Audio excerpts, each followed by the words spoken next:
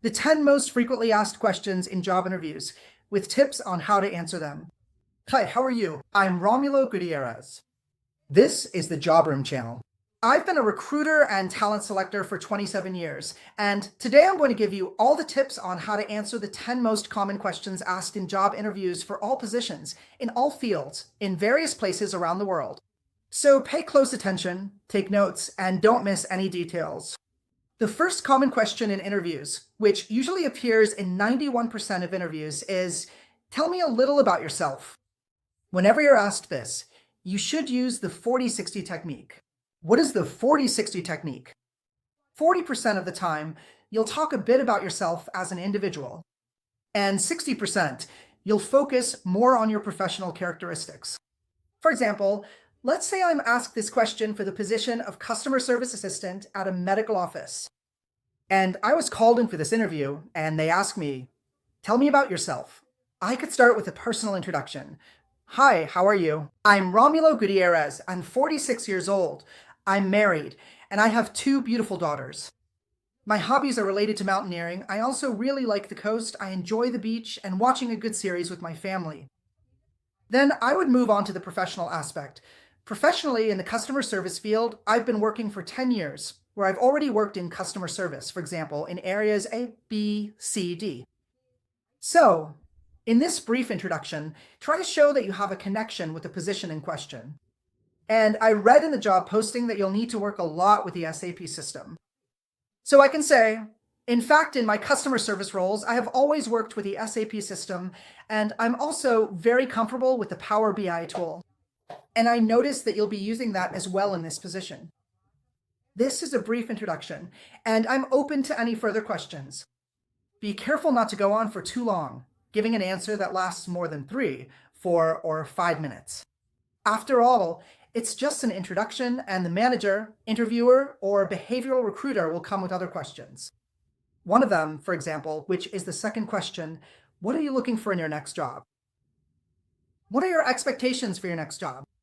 Here's something to watch out for. You have to be very careful not to mention things that suddenly you might not actually find there. So let me give you an example.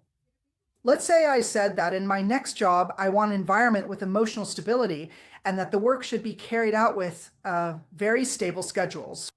Let's suppose I'm going to work in a hangar that builds airplanes, for example, at Embraer in Brazil.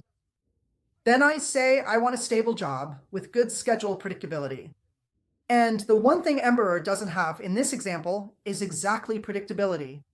So whoever is interviewing will think, wow, but what he's looking for in his next job isn't what we have here. And then you end up failing the interview. 2 important tips. First, use the Indeed website and learn a bit more about the culture of any company you're going to work for. Find out how things work there, what their work style is like, so that when you're asked, what are you looking for in your next job? You can connect what you actually want with what the company has to offer. And another site that can really help with this, actually, it's not a site, it's a social network. I always recommend checking out the company's own digital media, like Instagram, for example. You can look up the company's profile on Instagram to give a more consistent answer. Let me give you an example. I'm applying for a job as a doctor right now. I'm going to work at a hospital, or rather an orthopedic clinic. And then they ask me, what are your expectations regarding your next job? I read that it's a clinic that deals with minor injuries, minor issues, nothing too serious, and there are no surgical procedures. So I can say this, look, I'd like to work in an emergency care unit where I can treat minor orthopedic injuries. I have specializations, I've taken courses, and that's what I did at my last job for the past 5 years. So that's where I feel most comfortable, and I'll definitely be able to put my skills to best use in my next job. That way, you can tie everything together. Shall we move on to the third question? Let's go. Third question then. How did you find out about this job opening? Basically, this question is about if you're applying to a lot of jobs, in quotes, you're just looking for anything, any job, that might even be the case, but you're not going to say that. So you should say that this position, the one you're applying for today, is especially meaningful to you. So I could say, look, I found out about this job through LinkedIn. From there, I did some research about the company. For example, I noticed that this orthopedic clinic has excellent reviews on Google, and I'd like to work somewhere that's really well rated by its clients. That made me even more interested in the position, and that's why I applied. So basically, they want to know if you actually did some research and know where you're applying. Let's move on to the fourth question. There are 10 in total. If you stick with me all the way to number 10, I have no doubt you'll have a much better chance and you'll be able to ace your job interview. Before I go on, if you want to do a mock job interview, practice a live online interview, and get performance feedback like how you did, where you need to improve, all tailored to the job you're applying for, just reach out to the WhatsApp number on the screen, international code 5511, and the phone number is 97706 5417. By the way, the WhatsApp link is in the first comment of this video, okay? You can click it and message me so we can schedule a mock interview. And here on the Job Room channel, there's never a shortage of videos and they never disappoint. There are new videos every Wednesday. So subscribe and leave your like to help this project grow.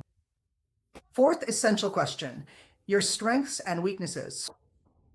When you talk about your strengths and weaknesses, my tips are, first, mention strengths that really help with the position you're applying for.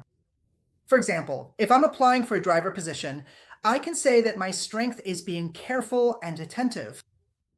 I can drive for many hours nonstop while maintaining a good level of focus. So I try to mention strengths that I truly have, but that also fit the job. There's no point in saying, look, I'm really good at dealing with customers and communicating, when a driver doesn't actually do that. So be careful with that strategy. And when they ask about your weaknesses, you use the opposite logic. In other words, for weaknesses, you should mention things that won't get in the way of the job. Let me go back to the driver position. Let's suppose that as a driver, I get nervous in traffic, I get stressed out in traffic. Small situations throw me off emotionally. I can't mention that as a weakness. I can choose another weakness, like for example, look, a weakness I have is that I'm a shy person. After all, that's not a weakness that gets in the way of the job. So you can't lie, but you can strategically choose the best strengths and weaknesses to mention. Now, let's move on to the sixth question. Talk about a conflict you had with a client or a coworker at your previous job. Here, the interviewer wants to know if you have good conflict management and resolution skills. They want to know if you're someone who knows how to disagree without fighting. If you're someone who can express your disagreement while respecting the other person's side for the sake of good work results. For this question, the most important thing is to use the STAR example, where you describe a situation, a task, an action, and a result. I'll give you an example. Hypothetically, let's say I'm going to an interview for a commercial representative position at a major pharmaceutical company like Bayer, for example. Then they ask me, tell me about a conflict you had with a client or a coworker. I can say, look, there was a situation where I needed to represent a new ointment that Bayer had just launched, and my coworker said that area was restricted to his clients and that I couldn't go into that area. Then I move on to the second step. From there, I took action, opened the company's system, and identified that for that medication, the manager had assigned me to handle it. That way, I completed a new task. I invited this coworker for a coffee so we wouldn't have any misunderstandings. I talked to him, showed him the system, and explained that while that area was indeed his, for this new medication, this new ointment, they had assigned it to me. And the result was that we actually ended up working together, even as partners. I was able to strengthen relationships with doctors he used to work with. He also helped me introduce this new ointment in that region, and together we managed to do a great job. So notice that I describe the situation, I recount what happened, and my tip is try to think of this kind of situation at home before you go to the interview. I always say, improvising is the friend of failing an interview, and I'm sure you don't want to be rejected. So pay attention. Before your interview, have at least 2 or 3 examples ready that you can share to show your professional abilities related to the position. Let's move on to the sixth question. This is a new question, and it's been coming up for various positions, leadership roles, tactical roles, operational roles, in different places around the world, okay? I've mapped at least over 65 countries where this question is being asked. which is tell me something that's not on your resume. Tell me something that's not on your resume. Basically, some even ask, tell me something that's not on your LinkedIn. Yeah, the question is, do you maintain a balance between your professional and personal life? In this world, with so much technology, mobile technologies, cell phones, people have never been so close and at the same time so distant. They're close, but they're distant. So, one of the concerns is to know if you balance your life. That's the question. So, if someone asked me today what's something that's not on my resume, I'd say, look, one thing that's not on my resume is that I practice stand up paddle, I surf, and I do water sports. I do this every weekend. That's not on my resume, and it's an activity that does me a lot of good. So that's what they want to know when they ask about this. Seventh question. How would you describe yourself in just 3 words? In just 3 words, how would you describe yourself? Okay, now I'm going to ask you to do an exercise with me. Write in the comments of this video 3 words that describe you. Write 3 words that describe you for me. All right, I'll give you mine, for example. I'm good-humored, I'm attentive to people, I listen very carefully to people, and I'm very punctual in everything I do. Those are the 3 words that could define me. Okay? And what about your words? Now, how do I answer this in an interview? First point, be sincere. Second point, bring up positive things.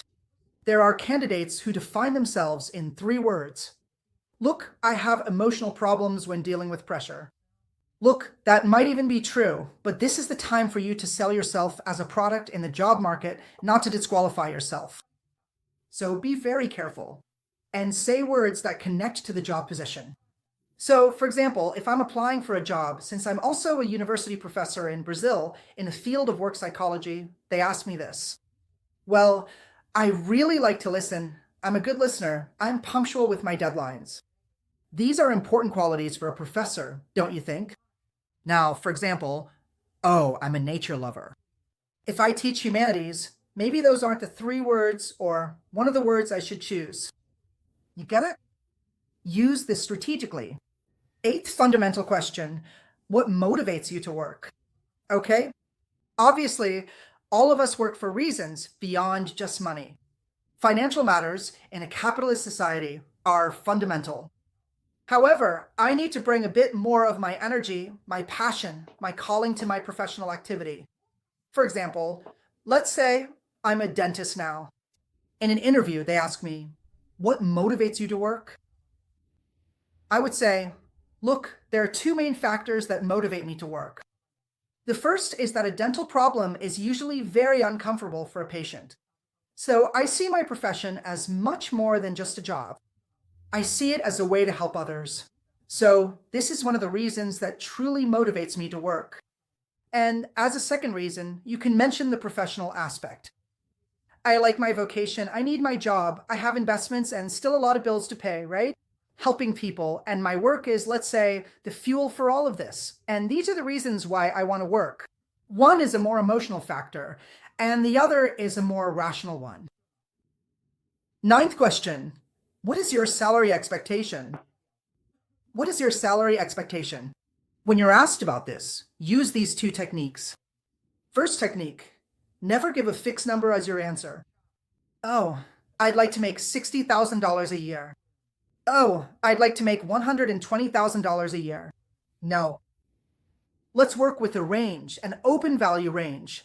So if my salary expectation is $60,000 a year or $40,000 a year, for example, I can say, look, my current salary expectation is around $37,000 to $40,000 per year. So I open a window, or from $37,000 to $41,000 per year. I open a window.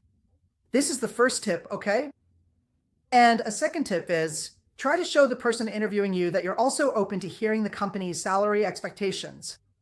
So the answer is, for example, look, I'm thinking of something around $37,000 to $41,000 per year, but I'd also like to hear what the company has to offer.